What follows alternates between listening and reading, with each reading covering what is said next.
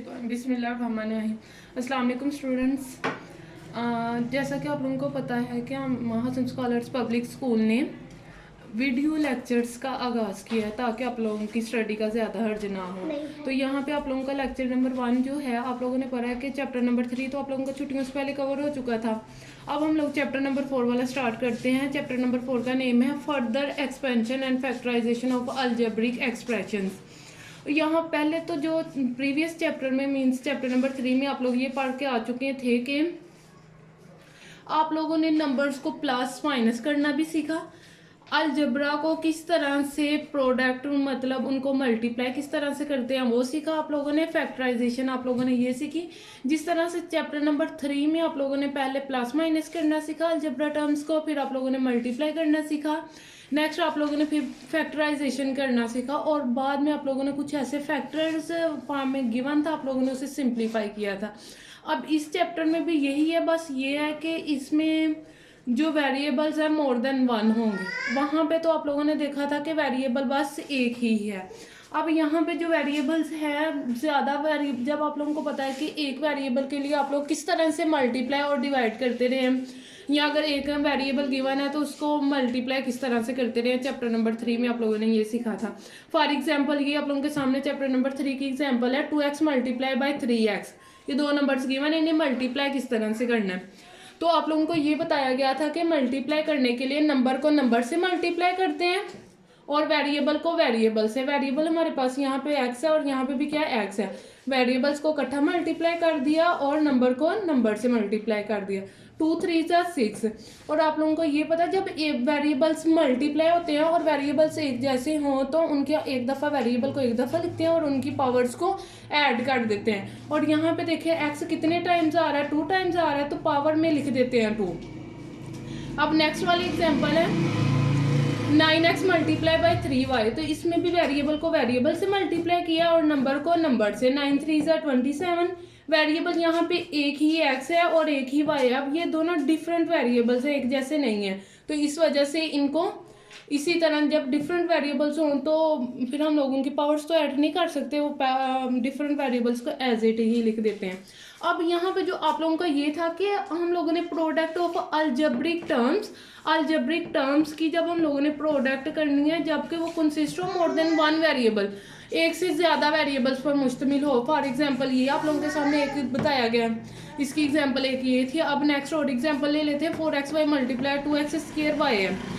Number को number से multiply कर दिया और वेरिएबल यहाँ पे xy है, xy को मल्टीप्लाई कर दिया इस वाले वेरिएबल से, यहाँ पे x² y है, तो 4 2 8 हो गया, ये x है।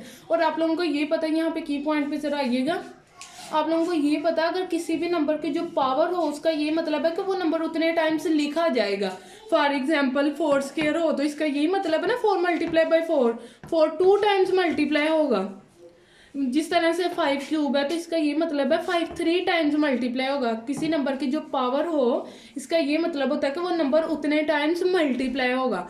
तो यहाँ पे x² है तो इसका ये मतलब है x कितने टाइम्स मल्टीप्लाई हो रहा है, 2 टाइम्स, ये लिख दिया। और y अब 8 वैसे का वैसे ही।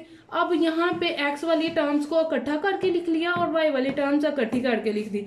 8 वैसे का वैसे ही आगे नेक्स्ट वाले स्टेप में। और x यहाँ पे 1x 2x और 3x, यहाँ पे 3x है तो ये x³ बन जाएगा, ठीक है ना। पावर्स उनकी ऐड हो जाती हैं। x को 1 टाइम से ही लिखना है, एक दफ़ा लिखना है, और इसकी भी पावर 1, इसकी भी पावर 1 और इसकी भी पावर 1, तो कितना हो गया, पावर कितनी बन गई, 3 होगी। पावर्स को ऐड करते हैं, बेसिस सेम हो तो पावर्स को ऐड करते हैं। और यहाँ पे y है, क्या y वाली को x में ऐड कर सकते हो, नहीं कर सकते क्योंकि एक जैसे सेम जब होंगे तो फिर हम लोग करते हैं। y यहाँ पे कितने टाइम्स आ रहा है, 2 टाइम्स, ये लिख दिए, ठीक हो। अब हम लोग शुरू करते हैं प्रैक्टिस नो 1। इसका क्वेश्चन नंबर इसमें यह है कि find the product each of the following. हर एक के जो नंबर्स गिवन है उसके हम लोगों ने क्या फाइंड करनी है, प्रोडक्ट फाइंड करनी है हर एक की। तो यहाँ पे क्वेश्चन नंबर फर्स्ट का ए पार्ट है 5x मल्टीप्लाई बाय 6y। अभी आप लोगों को कुछ आप लोगों के सामने मैंने एग्जाम्पल सॉल्व की थी, तो यहाँ पे किस तरह से मल्टीप्लाई करें। तो यहाँ पे मल्टीप्लाई करने के लिए आप लोगों को बताया अभी कि वेरिएबल को वेरिएबल से मल्टीप्लाई कर दो, ठीक है, और नंबर को नंबर से। अब यहाँ पे हमारे पास नंबर आ रहा है 5 × 6, ये लिख दिया, और वेरिएबल हमारे पास क्या है, एक्स और वाई, इन दोनों को मल्टीप्लाई कर दिया। 5 × 6 = 30। एक्स जो है हमारे पास ये वैसे का वैसे ही आ जाएगा, और वाई भी वैसे का वैसे ही। एक्स और वाई वैसे के वैसे ही आएंगे, क्यों? वेरिएबल तो हमारे पास ठीक दो हैं, लेकिन ये है कि सेम तो नहीं है ना, जो हम लोग उनकी पावर्स को ऐड कर लें, डिफरेंट है, और वो भी एक एक है। तो जब डिफरेंट और एक एक ही हो तो उन्हें वैसे का वैसे ही लिख देते हैं। ठीक हो गया। अब बी वाला पार्ट है -8x × 2y। तो यहाँ पे भी नंबर को नंबर से मल्टीप्लाई करेंगे, ठीक है, और वेरिएबल को वेरिएबल से।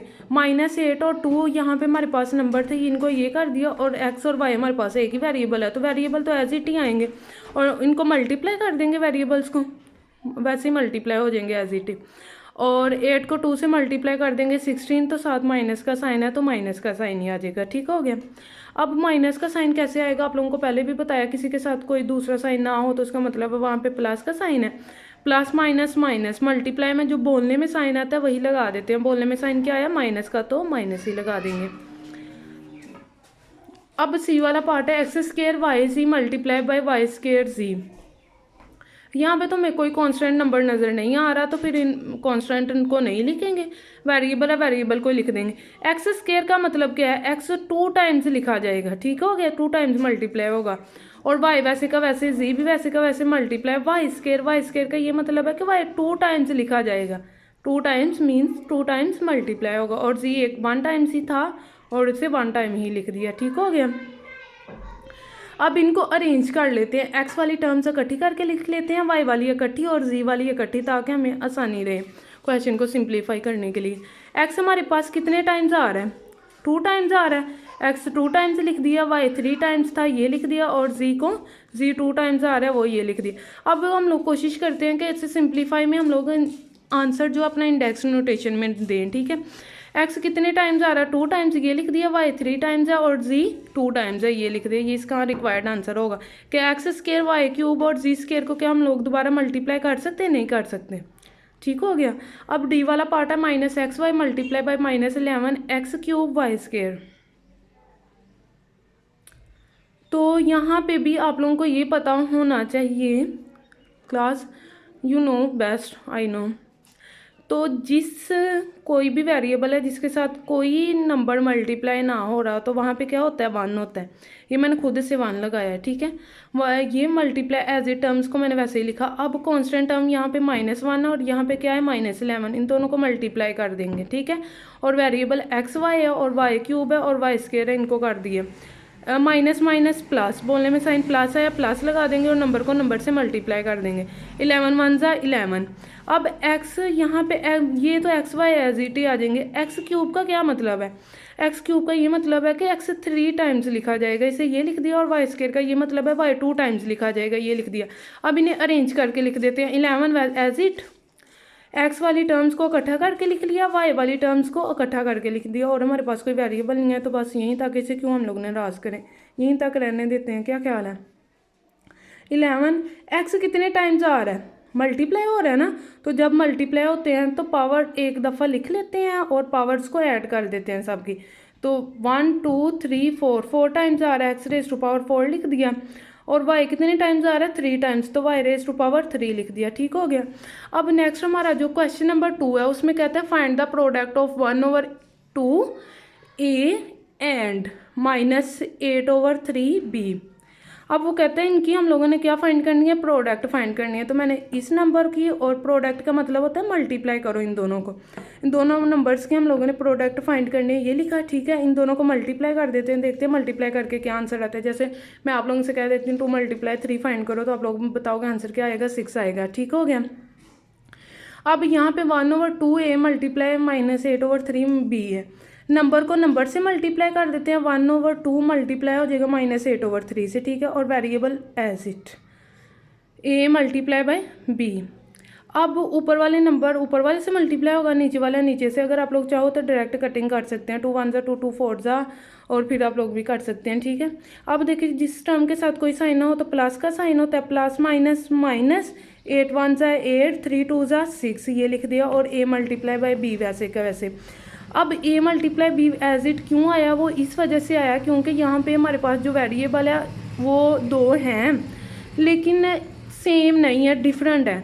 तो जब 2 ही वेरिएबल्स हों, 2 वेरिएबल्स हों और वो दोनों डिफरेंट हो तो क्या करते हैं, 1 टाइम्स ही लिख देते हैं। तो ये 4 कटिंग हो रही थी 2 से, मैंने 2 से कटिंग कर दी, 2 4 से 8 और 2 3 से 6। तो ये क्या बन गया -4/3 AB ये। और आज की आप लोगों की डायरी होगी exercise number 4A question number 1 A और B part plus question number 5 का A से लेकर D तक और क्वेश्चन नंबर 12 सेम इसी तरह से होंगे। वहाँ पे भी आप लोगों को वेरिएबल्स गिवन होंगे और आप लोगों ने मल्टीप्लाई करना है। ठीक हो गया। ये जो आप लोगों को मैंने ये प्रैक्टिस नो है, ये आप लोगों ने अपना होमवर्क में भी लिखनी है। ठीक है, और इसकी आप लोगों ने प्रैक्टिस भी करनी है। ओके, ठीक है क्लास, अल्लाह हाफिज़, best of luck, take care you and your family.